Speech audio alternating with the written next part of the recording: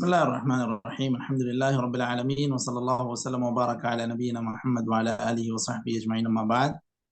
हम लोग आलम सुन्नत मंशूरा लिअतिक़ाद ताइफ़त नाजियत मंसूरा लिलहाफ़िज़ अहमद अल हकमी रहमहुल्लाह, इस किताब में हम लोग आज सवाल नंबर 152 पढ़ रहे हैं और ये हमारे हलक़ात की तरतीब के एतबार से हलक़ा नंबर 57 है। सवाल नंबर 152 है, मा माना क़ौल नबी सल्लल्लाहु अलैहि वसल्लम वल खैरु कुल्लुहु फी यदैक वश्शर्रु लैसा इलैक। यहाँ से पढ़ना है जी, शेख शुरू करेंगे। जी, नहमदुहु व नुसल्ली अला रसूलिल करीम, अम्मा बाद। अस्सवाल मा माना क़ौलिन नबी सल्लल्लाहु अलैहि वसल्लम वल खैरु कुल्लुहु फी यदैक वश्शर्रु लैसा इलैक। माना अन्नल्लाह सुब्हानहु खालिक़ु कुल्लि शै'। الجواب: معنى ذلك أن أفعال الله جل وعلا كلها خير محض من حيث اتصافه بها وصدورها عنه ليس فيها شر بوجهه، فإنه تعالى حكم بوجه तो अगर अयवा उसको वक्त करेंगे तो बेवजह, ऐसा ना शेख, बिवजह, बेवजह जी।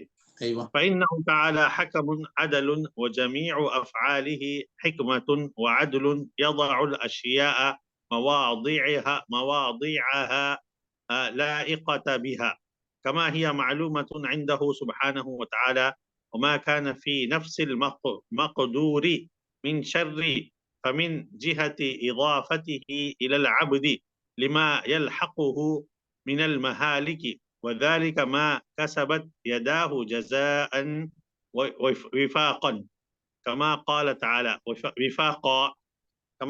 تعالى أعوذ بالله من الشيطان الرجيم: وما أصابكم من مصيبة فبما كسبت أيديكم ويعفو عن كثير.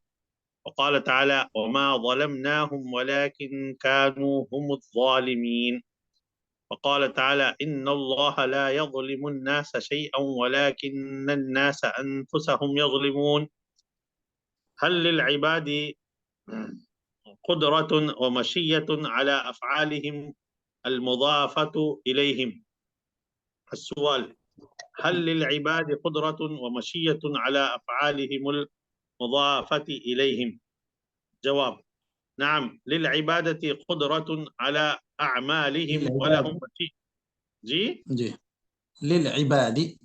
للعباد قدرة على أعمالهم ولهم مشية وإرادة، وأفعالهم تضاف إليهم حقيقة وبحسبها كلفوا وعليها يثابون ويعاقبون، ولم يكلفهم الله إلا وسعهم، وقد أثبت لهم ذلك في الكتاب والسنة ووصفهم به، ولكنهم لا يقدرون إلا على ما أقدرهم الله عليه، ولا يشاءون إلا أن يشاء الله، ولا يفعلون إلا بجعله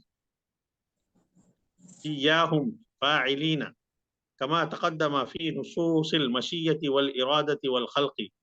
فكما لم يوجدوا أنفسهم لم يوجدوا أفعالهم، فقدرتهم ومشيتهم وإرادتهم وأفعالهم تابعة لقدرته ومشيته وإرادته وفعله، إذ هو خالقهم وخالق قدرتهم وإرادتهم ومشيئتهم وأفعالهم، وليس مشيئتهم وإرادتهم وقدرتهم وأفعالهم هي عين مشيئة الله وإرادته وقدرته وأفعاله، كما ليس هم إياه تعالى الله عن ذلك، بل أفعالهم المخلوقة لله قائمة بهم لائقة بهم مضافة إليهم حقيقة، وهي من آثار أفعال الله القائمة به اللائقة المضافة إليه حقيقة،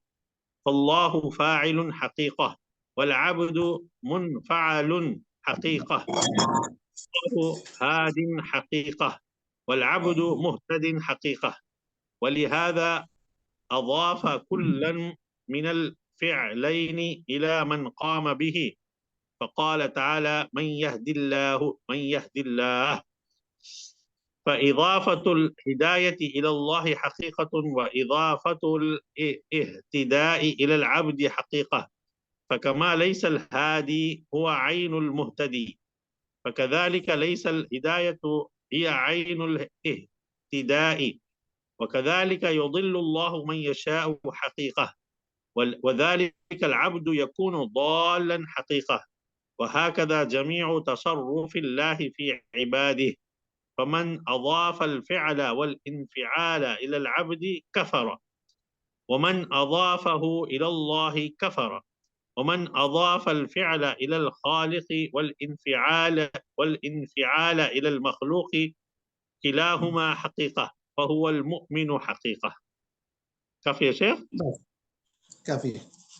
وصلى الله تعالى على خير خلقه محمد وعلى آله وأصحابه أجمعين. بسم الله الرحمن الرحيم، الحمد لله رب العالمين، وصلى الله وسلم وبارك على نبينا محمد وعلى آله وصحبه أجمعين، अम्मा बाद। तो हम लोग आलम सुन्नत मंशूरा में सुआल नंबर 152 पढ़ रहे हैं और ये हल्का नंबर 57 है। देखिए इसके अंदर सवाल यहाँ पर हम लोग आज पढ़ रहे हैं, मा माना क़ौल नबी सल्लल्लाहु अलैहि वसल्लम वल खैरु कुल्लुहु फी यदिक वश्शर्रु लैसा इलैक मा अन्ना अल्लाह सुब्हानहु खालिकु कुल्लि शै। तो यहाँ पर सवाल ये हो रहा है अल्लाह के रसूल सल्लल्लाहु अलैहि वसल्लम ने ये कहा कि ऐ अल्लाह, तेरे हाथ में सारी भलाइयाँ हैं और तेरे पास बुराई नहीं है। अब किसी के जहन में ये सवाल आ सकता है कि जब अल्लाह ताला हर चीज को पैदा करने वाला है तो फिर ऐसी सूरत में शर का खालिक भी अल्लाह ही है और खैर का खालिक भी अल्लाह ही है। तो अब अगर वश्शर्रु लैसा इलैक का मतलब क्या होगा? तो यहाँ पर कहा जा रहा है, इसके जवाब में देखिए कि सारे अल्लाह ताला के जो भी अफ़आल हैं वो खैर महज़ हैं, यानी वो मुतलक भलाई ही पर मुश्तमिल है। अल्लाह ताला से जो सादिर होती हैं वो सारी चीज़ें भलाई ही हैं, उसमें किसी भी एतबार से बुराई नहीं है, क्योंकि अल्लाह ताला इंसाफ करने वाला है और अल्लाह ताला की सारी बातें, उसके सारे फैसले इंसाफ पर मबनी होते हैं। तो अल्लाह ताला के पास बुराई नहीं है का मतलब ये कि महज बुराई मुतलक नहीं है, और गरचे के उसका खालिक अल्लाह ताला है। तो हालांकि वो कहने को वो चीज बुरी है, लेकिन उसके पीछे कोई भलाई पोशीदा है जो नजर नहीं आ रही है, बाद में चलकर उसको समझ में आ जाएगी। अब रही बात जिसके हक में ये अल्लाह ताला ने ये तकदीर लिखी है, या जो भी अल्लाह ताला ने तकदीर लिखी, अल-मक़दूर यानी जो भी मुक़द्दर है उसका, वो बंदे के एतबार से वो बुरा है। बंदे के एतबार से वो उसे कुछ तकलीफ होती है, इस लिहाज से वो उसको बुरा समझता है। अब ये भी हो सकता है कि ये जो बुराई या ये मुसीबत या तकलीफ ये जो इसे लाहक हुई है, ये उसके किसी करतूत की वजह से या उसके किसी बुरे काम की वजह से ऐसे उसको अल्लाह ताला ने आजमाइश से दो चार किया, उसको तकलीफ पहुंचाई। देखिए उसके लिए दलाइल है। अल्लाह ताला ने कहा वमा असाबकुम मिन मुसीबतिन फबिमा कसबत अयदीकुम व यअफू अन कसीर। बहुत सारी बुराइयां मुसीबतें तुम्हें लाहक होती हैं तो उसके पीछे तुम्हारे करतूतों ही का बाइस होता है, तुम्हारे काम, तुम्हारे किए हुए कारनामों ही की वजह से तुम्हें ऐसी सजाएं मिलती हैं। क्योंकि अल्लाह ताला का तो मामला बिल्कुल साफ है, अल्लाह ताला किसी पर रत्ती बराबर भी जुल्म नहीं करता। तो कोई भी चीज बंदे की तरफ मंसूब होने के एतबार से, बंदे की तरफ उसकी निस्बत करने के एतबार से वो बंदे के हक में बुरी है, वक्ती तौर पर उसे उसकी भलाई नहीं मालूम होती है, हालांकि अल्लाह ताला उसके अंदर भी भलाई रखा हुआ होता है। اور رہی بات یہ کہ اللہ تعالیٰ کی طرف جب نسبت کرتے ہیں کسی بھی چیز کی تو وہ ساری چیزیں اللہ تعالیٰ کے اعتبار سے وہ خیر محض ہیں، اللہ تعالیٰ اس کے اندر بھلائی پوشیدہ رکھا ہے۔ دیکھیے خاص طور پر یہ ساری چیزوں کو سمجھنے کے لیے بہت سارے واقعات ہمارے سامنے ہوتے ہیں زندگی میں، جس سے یہ پتہ چلتا ہے کہ یہ گرچہ کہ وقتی طور پر یہ ایک تکلیف تھی، لیکن اللہ تعالیٰ نے اس کے اندر بھلائی رکھی تھی۔ مثال کے طور پر ایک موظف ایک کمپنی میں کام کرنے والے ایک صاحب، ان کی ایک گاڑی تھی، وہ گاڑی جب وہ ڈیوٹی کے لیے آئے آفس کے سامنے کھڑی کیے تو اس وقت وہ گاڑی جو ہے آفس سے جب نکلے تو دیکھے کہ گاڑی چوری ہو گئی تھی۔ اب وہ وقتی طور پر تو پریشان ہوئے کہ گاڑی چوری ہو گئی۔ بعد میں وہ اپنے کمپنی کے جو ذمہ دار ہیں، مدیر ہیں، ان سے ذکر کیے کہ اس طرح گاڑی یہاں کھڑی تھی، چلی گئی، چوری ہو گئی۔ اب ان کے کمپنی والوں نے کہا آپ کی گاڑی پارکنگ میں کھڑی تھی تو اس وجہ سے ہم آپ کے ساتھ اتنی ہمدردی کر سکتے ہیں کہ آپ ایک گاڑی خریدیے، اس کی آدھی قیمت ہم لوگ دیں گے، اس کی آدھی قیمت ہم لوگ دیتے ہیں۔ اب ان کی گاڑی تھی مان لیجیے 10,000 ریال کی تھی یا 10,000 روپے کی تھی۔ کمپنی والوں نے کہا آپ نئی گاڑی خریدیے، بالکل ایک دم اچھے انداز کی گاڑی خریدیں، اس میں آدھا کمپنی ادا کرے گی۔ اور انہوں نے خود کہا کہ یہ ماڈل میں یا یہ اس ضروریات کے لیے یہ گاڑی بہت مناسب ہے، جس کی قیمت 80,000 ریال ہے یا 80,000 روپے، مان لیں 80,000 روپے۔ اور کمپنی نے ان کے لیے اس میں 40,000 روپے کا مساہمہ کیا، 40,000 روپے ادا کیے، جبکہ ان کی گاڑی تھی کتنے کی، وہ صرف 10,000 روپے کی تھی۔ بات ٹو ویلر کی کر رہا ہوں، اس کو یہ نہ سمجھیں، یہ فور ویلر نہیں۔ تو اب وقتی طور پر اگر ہم دیکھیں گے تو ایک انسان کی 10,000 کی گاڑی چلی گئی، چوری ہو گئی، اس کی وجہ سے وہ پریشان ہوتا ہے، لیکن جب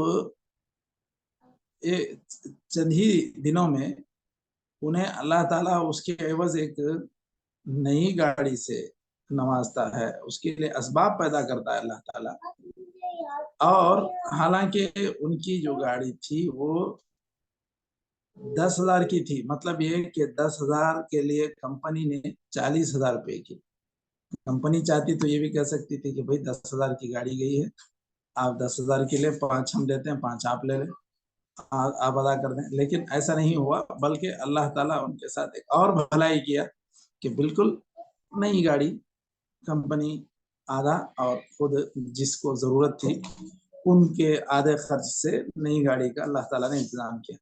تو اب اگر ایسا دیکھا جائے تو وقتی طور پر انسان کو کوئی بھی پریشانی لاحق ہوتی ہے تو اس کے پیچھے اللہ تعالیٰ کوئی خیر پوشیدہ رکھتا ہے۔